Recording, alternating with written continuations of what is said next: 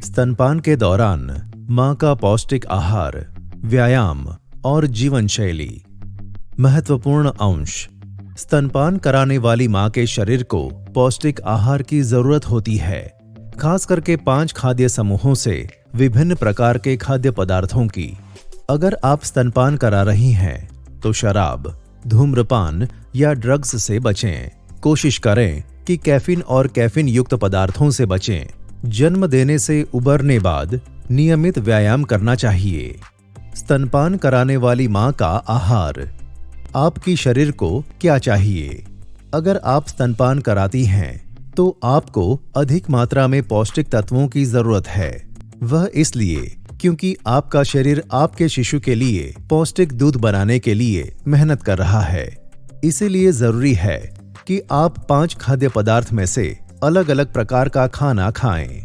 सब्जियां 300 ग्राम प्रतिदिन, फल 100 ग्राम प्रतिदिन, अनाज 400 ग्राम प्रतिदिन, प्रोटीन 125 ग्राम प्रतिदिन, दूध या कैल्शियम युक्त पदार्थ। अगर आप पौष्टिक आहार खा रहे हैं तो आपको काफी मात्रा में यह पौष्टिक तत्व मिल जाएंगे, पर आपको कुछ तत्व का ध्यान रखना होगा, जैसे कैल्शियम, आयोडीन, विटामिन B12 और विटामिन D। यह भी जरूरी है कि आप पर्याप्त मात्रा में पौष्टिक तरल पदार्थ लें। कैल्शियम। कैल्शियम आपके शिशु के हड्डियों के विकास के लिए बहुत जरूरी है और यह मां के दूध का मुख्य तत्व है। आपको इन पदार्थों से कैल्शियम मिल सकता है। दुग्ध उत्पाद जैसे दूध, पनीर और दही। कैल्शियम युक्त पदार्थ जैसे सोया दूध के कुछ ब्रांड, मछलियां जैसे सार्डिन्स और सैल्मोन, टोफू, कुछ हरी सब्जियां, बादाम। आयोडीन। आयोडीन से आपके बच्चे के दिमाग और नर्वस सिस्टम का विकास होता है। मां का दूध शिशु के लिए आयोडीन का स्रोत है। आपको आयोडीन दुग्ध उत्पाद, सी फूड, आयोडीन युक्त नमक और आयोडीन युक्त नमक से बने हुए ब्रेड से मिलता है। स्तनपान कराने वाली मां में अगर आयोडीन की कमी हो तो शिशु के लिए संकट हो सकता है। इसलिए अगर आप स्तनपान कराती हैं तो आपको प्रतिदिन 150 माइक्रोग्राम्स आयोडीन सप्लीमेंट लेना चाहिए। और अगर आपको पहले से ही थायराइड की प्रॉब्लम है तो सप्लीमेंट लेने के पहले डॉक्टर की सलाह अवश्य लें।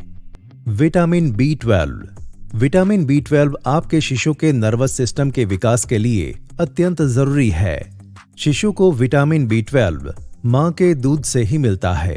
आपको विटामिन B12 मांस, मछली, अंडा, दूध और फोर्टिफाइड ब्रेकफास्ट सेरेल से मिलता है।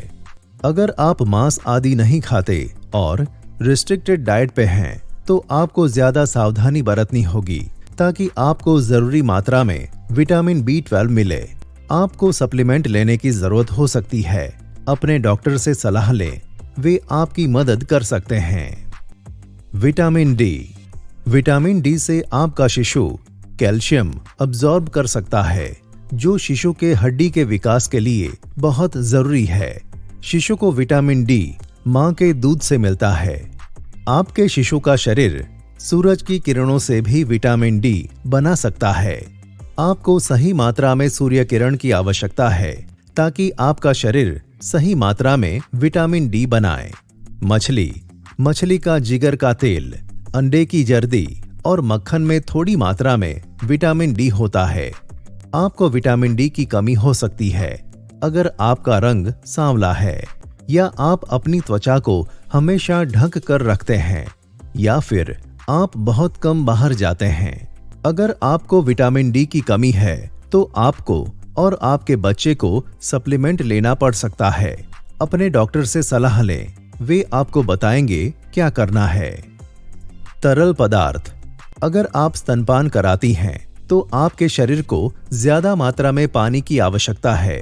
आपको एक दिन में कम से कम 10 गिलास तरल पदार्थ पीना चाहिए।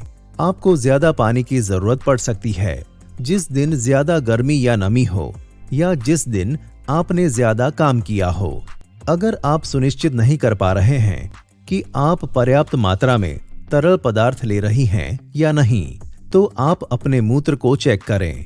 वह हल्का पीला होना चाहिए। अगर गाढ़ा पीला है तो आपको ज्यादा पानी की जरूरत है। पानी सबसे सस्ता और पौष्टिक पेय है। शीतल पेय, फलों के जूस, फ्लेवर्ड दूध, फ्लेवर्ड पानी, स्पॉट्स पेय या एनर्जी पेय से बचें। कुछ महिलाएं जन्म देने के बाद अपने वजन को घटाने के प्रति चिंतित रहती हैं। अपने सही वजन में वापस आने के लिए सबसे अच्छा तरीका है पौष्टिक आहार और व्यायाम।